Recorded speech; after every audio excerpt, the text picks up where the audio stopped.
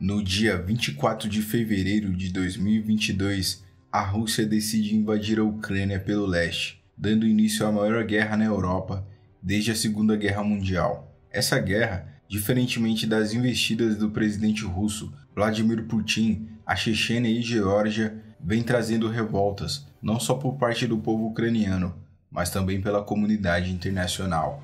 Conforme os ataques russos à Ucrânia vão se intensificando, a OTAN vem se fortalecendo e a União Europeia vem impondo sanções contra a Rússia. E isso, é claro, vai gerar um grande problema econômico e financeiro na Rússia, e isso não afetará apenas a Rússia, mas também diversos outros países ao redor do mundo todo, pois diversos países ao redor do globo dependem de produtos russos, como por exemplo, petróleo e gás natural. Nesse vídeo, vamos entender como a guerra irá prejudicar e muito a imagem russa ao redor do mundo e o que vai acontecer com a sua economia por causa desses conflitos. Acesse o primeiro link na descrição, caso queira conhecer mais sobre a história do presidente russo, Vladimir Putin.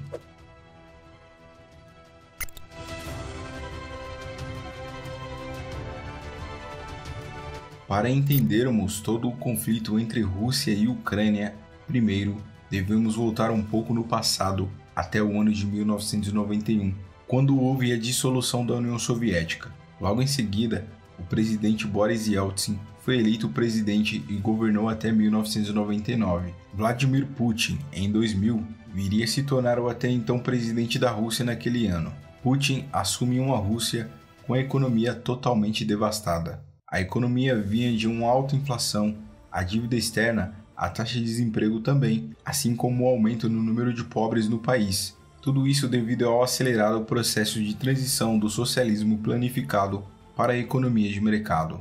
Porém, as coisas viriam a melhorar nos anos seguintes, com o crescimento no PIB de mais de 7% ao ano entre 2000 e 2008, fazendo assim com que a Rússia se tornasse a nona maior economia do mundo.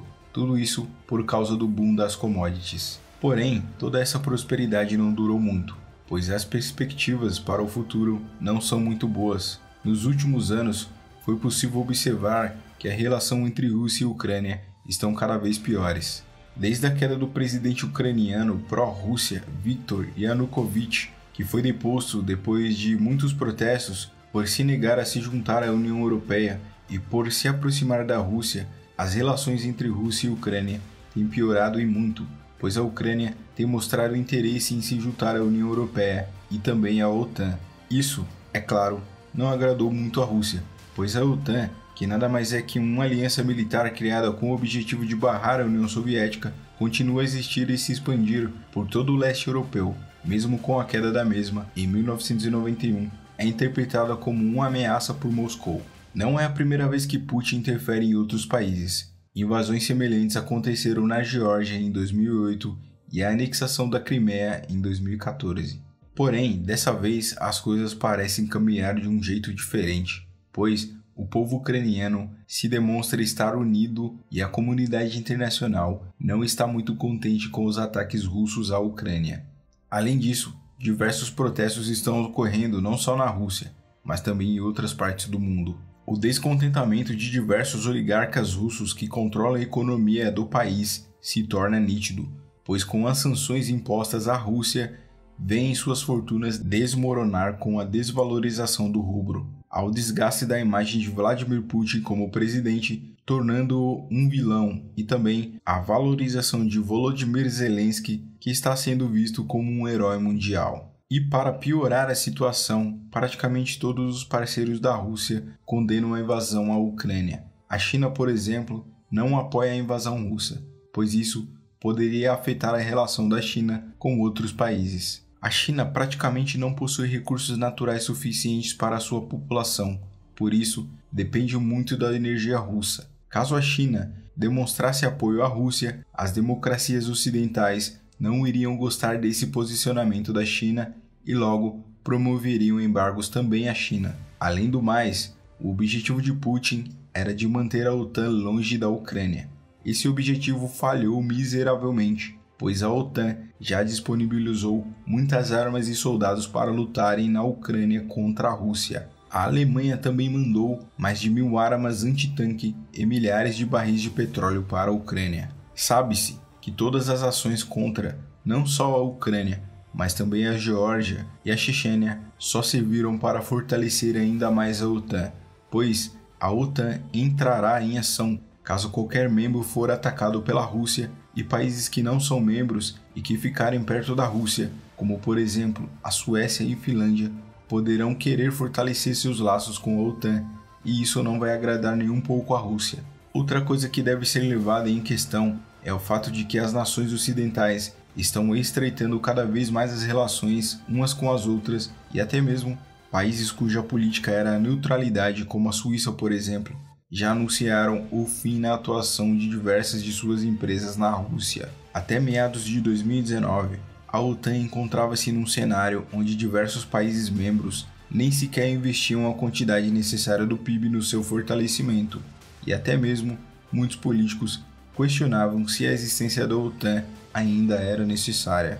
Logo depois do início da guerra, países como Alemanha e França anunciaram de maneira imediata mais de 100 milhões de euros destinados ao fortalecimento da OTAN.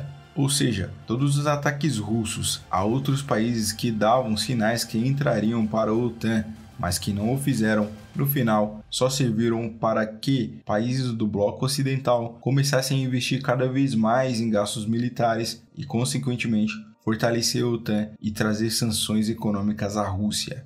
Antes, apenas 1/3 dos países membros da OTAN investiam 2% do PIB em defesa nacional. Já hoje, os membros estão procurando se armar cada vez mais e mais, pois, caso um país membro da aliança vier a ser atacado, é como se os demais também fossem. Embora a Rússia possua o segundo exército mais poderoso do mundo e possivelmente o maior arsenal nuclear do planeta, ela compete com economias gigantescas, e essas economias irão fazer de tudo para que a Rússia não espalhe sua influência mundo afora. Além de todas as questões geopolíticas enfrentadas entre Rússia e Ucrânia, entra também a questão econômica. Vladimir Putin não esperava pela reação do Ocidente perante ao conflito russo-ucraniano.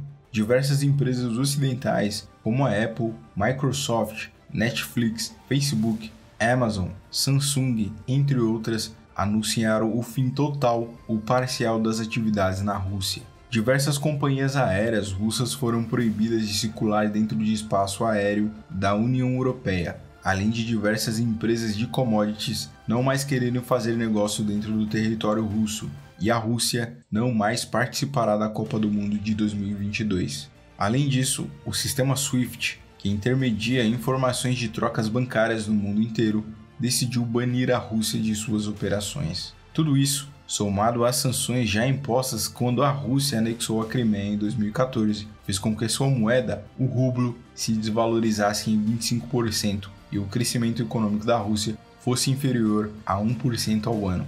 A Bolsa de Valores de Moscou foi completamente fechada para evitar que um grande volume de venda de ações acontecesse, causando assim uma queda brusca na bolsa.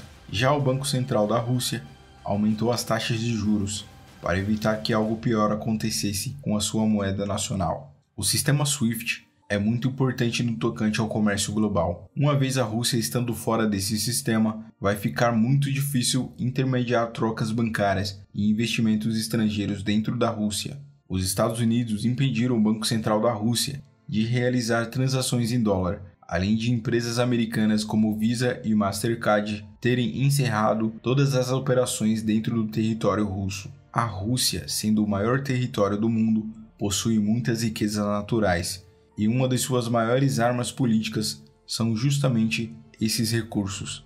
Para se ter uma ideia, a Alemanha depende de mais de 40% do gás natural da Rússia. Uma vez a Alemanha sendo muito dependente desse recurso, fica mais difícil a Alemanha impor embargos à Rússia. Atualmente, a Rússia fornece cerca de 30% do gás natural para toda a Europa, que depende muito desse recurso, pois é um continente frio. Porém, as coisas podem mudar daqui para frente, pois há indícios que o Catar, país pioneiro na tecnologia de gás liquefeito, se torne o principal fornecedor de gás natural para a Europa. Além do Catar, a Noruega também dá indícios que pode se tornar outra grande fornecedora de gás natural para a Europa, vindo assim a substituir a Rússia no fornecimento deste recurso.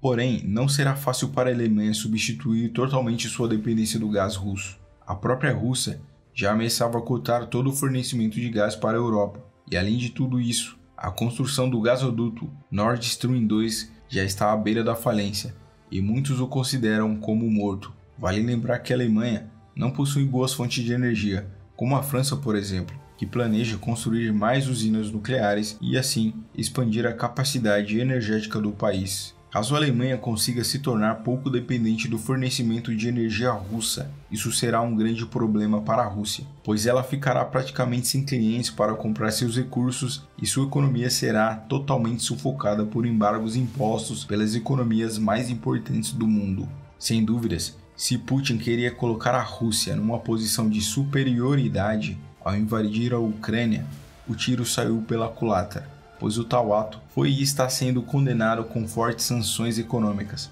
não só pelos Estados Unidos, mas por praticamente a Europa Ocidental inteira. Assim sendo, Putin se encontra cada vez mais isolado e a sua popularidade vai cada vez mais diminuindo. Obrigado por assistir. Se você gostou desse vídeo, deixe o seu like, se inscreva no canal e compartilhe esse vídeo.